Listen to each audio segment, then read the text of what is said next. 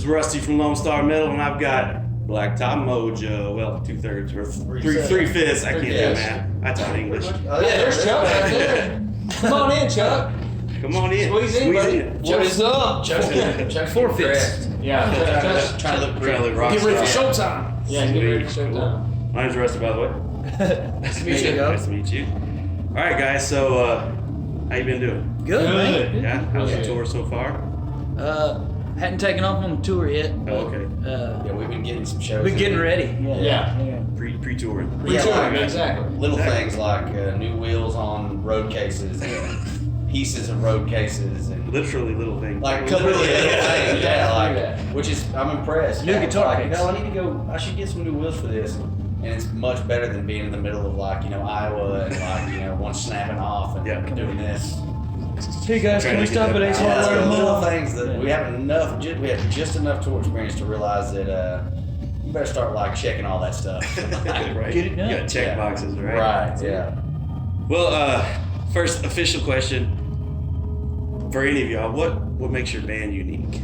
How is Blacktop Mojo different than everybody else that's out there? We're all below the average intelligence, so it's kind of impressive that we can even I was gonna go with form sentences. we're not. We're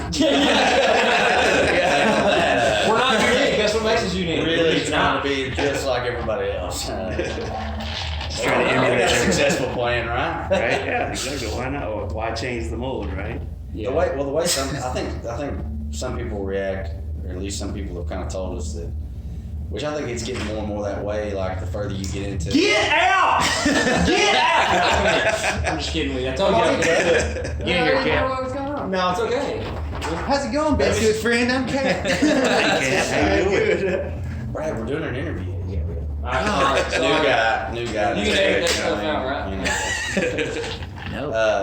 I think one cool thing that's happening with a lot of musicians that we're running into in newer bands is people are just kind of realizing, man, like you're just a normal guy that plays music. The era of being like a rock star and stuff, man, that's just like that's played out. This is what we do for a living, which is awesome, and we're really blessed to be able to do that. But we also did a lot of other jobs, and we worked a lot of other places, and we didn't hit this when we were 19. It wasn't the only job we ever had, well, besides for Matt, basically. But he was going to school, so he can relate to the college kids. But the rest of us all worked, just regular old jobs. We appreciate when people spend their hard-earned money to come out and see us and buy shirts and do all that kind of stuff. And I think that, everyday man Matt really translates that pretty well into the writing. I think it's relatable and just doing what you feel like. And we haven't been forced to do anything. We've gone in and just did what came out. It was natural.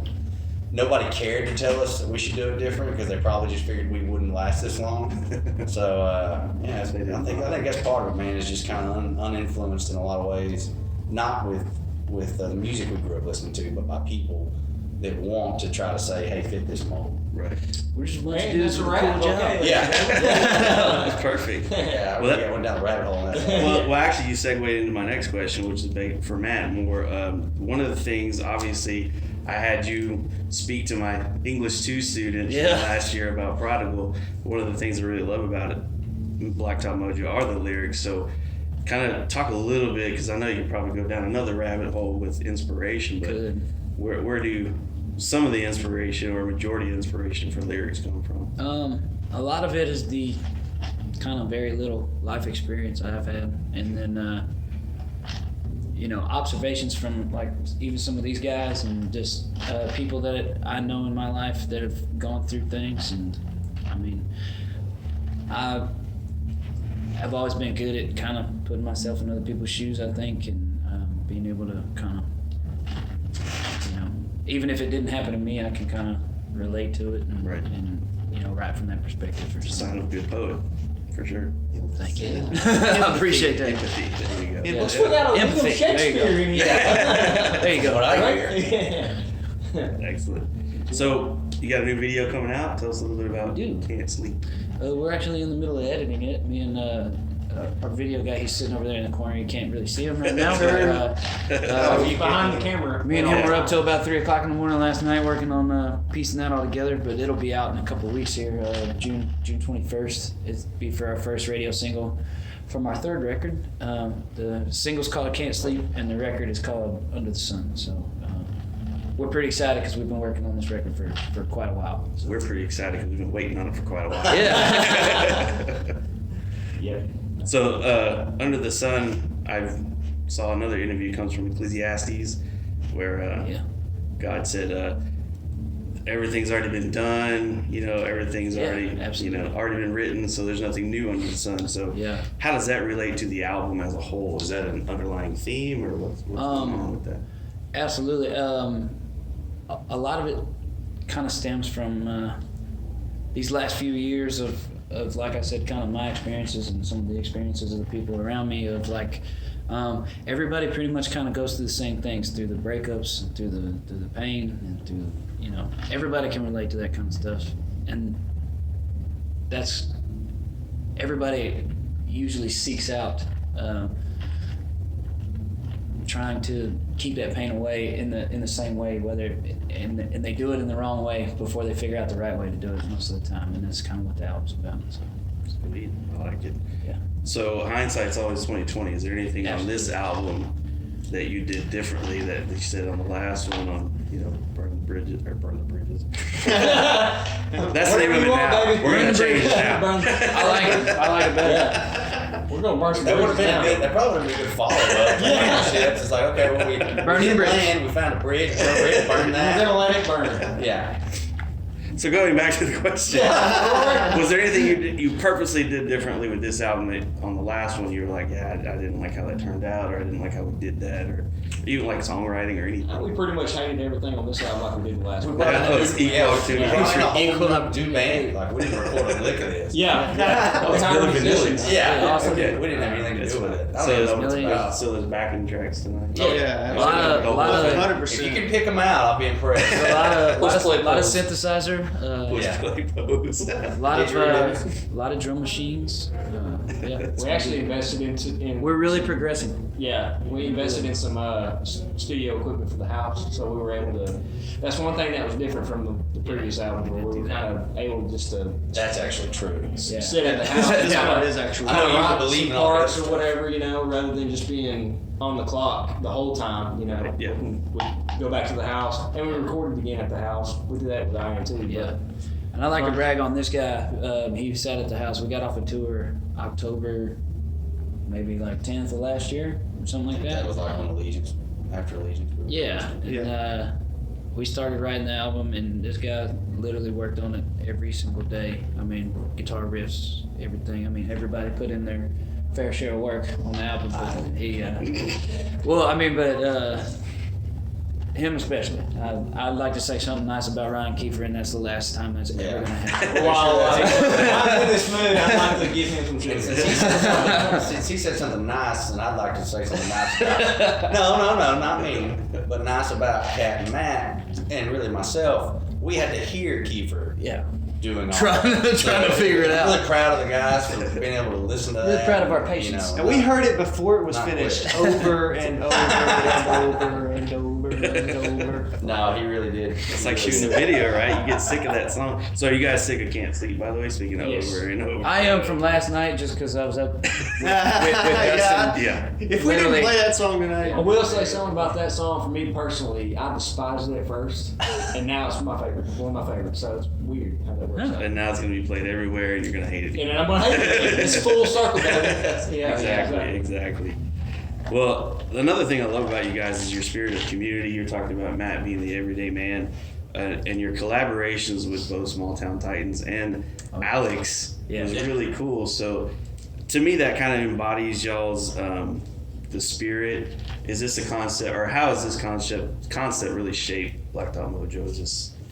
Is this something that you guys consciously think of, or we just like playing music with our friends, man. Yeah. That's it. That's it. and really that's what it comes down What's to. cool, like, I think me and Nate kind of always wanted to do something with Alex. Yeah. I mean, from day one, Alex was in a band back home called the Bigsby's, and they were doing really well when we first started the band, and they were playing everywhere, and we had no idea what we were doing. And Alex kind of took the time. Like, I messaged him on Facebook. I was like, "Hey, man, you know, if you got a minute, what do I do? Yeah, I don't know. can you teach us like how to get out of town gigs and like stuff? Like, you know, just I got some questions I'm gonna ask you if you got time." And he was really cool and was like, "Yeah, call me whenever." Man. Which now you realize how hard it is to answer those questions. Absolutely. Because that's really just different for everybody. Like, Yeah. you kind of just when you're trying to start it, it's just But he was patient with there's us. no right way to do that. Like, it's just like it's kind of one of those things you got to drive at it till you break the wall down, man. I mean, and back then I was like, man, nobody wants to even help us out, dude. Like, what the hell? Like, I was mad at people and stuff. I didn't tell them anything. I didn't make that. But I told you, I'm like, man, these guys don't like me. I'm like, these guys just don't like us, man. What the hell? And I was like, dude, there is no right answer,